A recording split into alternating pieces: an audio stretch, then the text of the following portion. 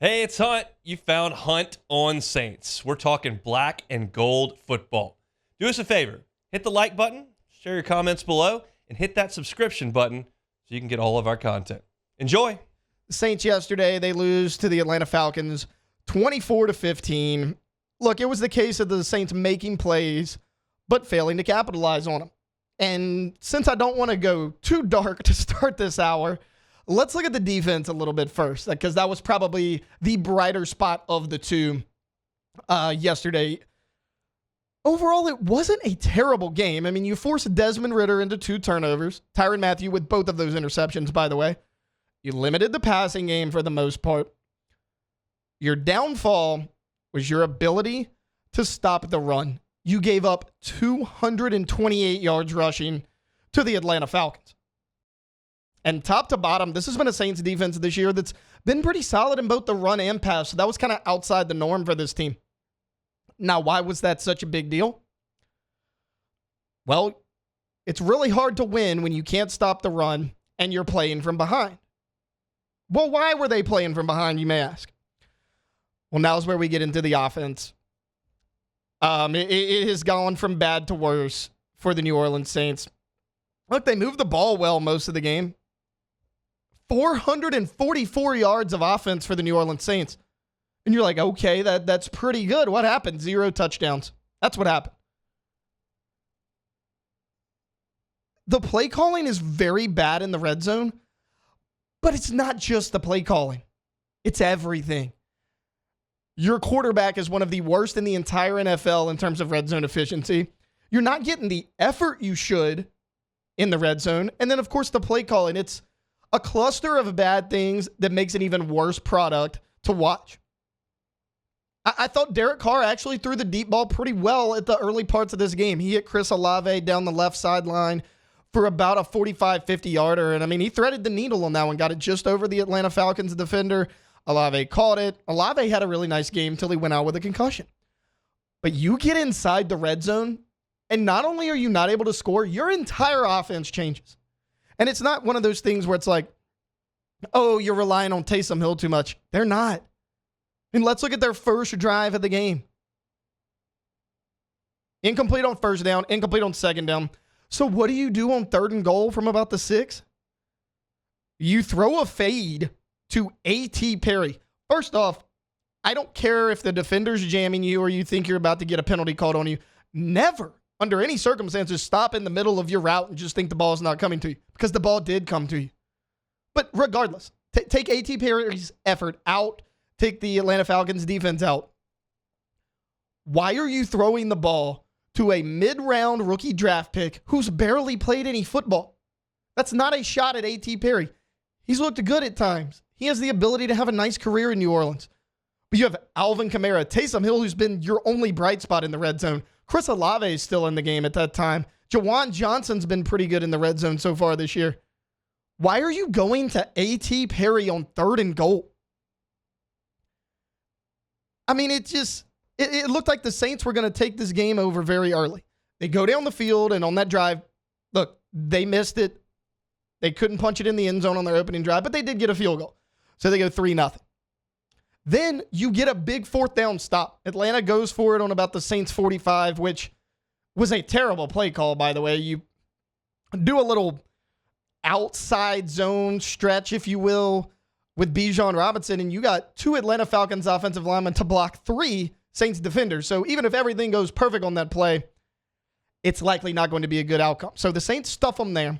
They go right back down the field. They're inside the red zone again. And you're like, okay, you may have failed to score on your opening drive. You get a touchdown here. It's 10-0. And you have all the momentum in this game. What happens? Derek Carr drops back. He predetermined where he was going to go with the football. He paid no attention to the high safety. Jesse Bates jumped the route, who's been a really solid signing for those guys, and he took it about 95 yards for a touchdown. All of a sudden, instead of being up 10-0, 14-0 possibly like you should have been, you're in a 7-3 hole. It was really something that the Saints were never able to overcome. I mean, it was a backbreaker. It is what it was. And after that, it was the same old, same old.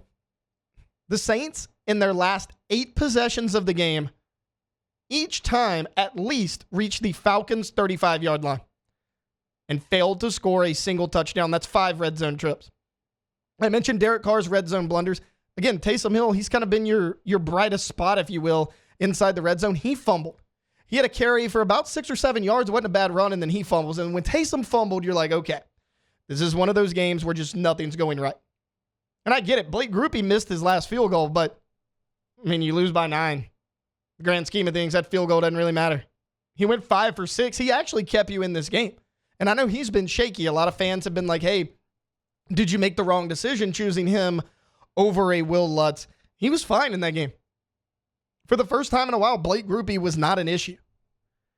And the Saints just continue, for whatever reason, to not be able to capitalize when they're inside the red zone. And honestly, goal to go inside the 10, it's even worse. It's even worse.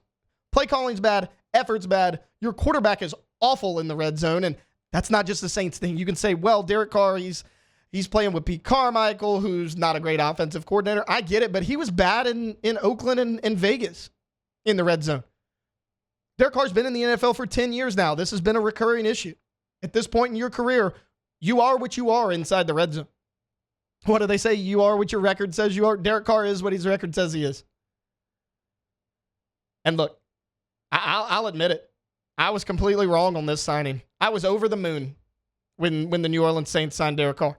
And look, most of you know me. I'm a Dallas Cowboys fan, but I watch the New Orleans Saints every Sunday. I pull for the Saints as long as they're not playing the Cowboys. This is a team I watch a lot. And I was like, man, you're getting an upgrade at quarterback. Chris Olave's here. Michael Thomas is back, who, once again, on IR. That's a different topic for a different time. I'm out on Derek Carr. I mean, if you listen to OTB, you listen to me all offseason, champion this hire, go to bat for Derek Carr time and time again when others doubted him. I'm out. I've been Derek Carr's biggest cheerleader all season long. I can't do it. He's not getting any better. As a matter of fact, he might be getting worse. At this point last season, Andy Dalton had more touchdowns, less interceptions, and a better completion percentage. You were better off a year ago with Andy Dalton than you are now with Derek Carr, and I don't think anyone would argue Derek Carr's got better weapons than Andy Dalton had last year. Dalton had a rookie, Chris Olave, who was still adjusting to the NFL. He didn't have Michael Thomas for basically the entire season outside the first 3 games, which he didn't play much in anyways. Kamara, he struggled to stay on the field at times last year. You got solid running backs. You got Taysom Hill, who, I mean, still probably the best weapon in the NFL in terms of versatility. You got the receivers there. Rashid Shaheed's been really good when you're able to get him the ball. And Derek Carr can't do it.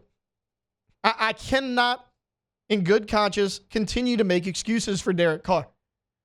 I've blamed Pete Carmichael. I've blamed Dennis Allen. I blame the receivers. I'm like, well, Michael Thomas is who he is. You can't rely on him. He can't stay on the field. At some point, Derek Carr is going to have to look in the mirror. And then at the end of the game, he goes up to Jesse Bates and has the audacity to applaud Jesse Bates and pat him on the back and say, hey, good job intercepting my pass at the goal line where I wasn't reading the coverage. You took it 95 yards. You scored. You took over the momentum of the game. We lost the game in part because of that play, but hey, good on you. We're playing a division rival, a team that we hate, a team that we're supposed to compete against. It's fine.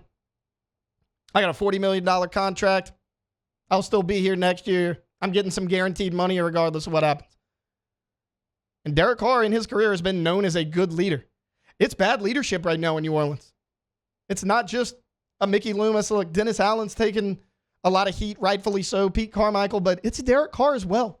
You got to be a leader on that field. This is a 10-year NFL veteran. And again, a guy that I've went to bat for a lot of times. I'm done. I can't do it anymore. And look, I'm done with the New Orleans Saints until further notice. Again, I'm going to watch them. They still have a shot to win this division. We'll talk about it a little bit more next segment. They still have a shot to win this division. And you could say, well, their schedule lightens up.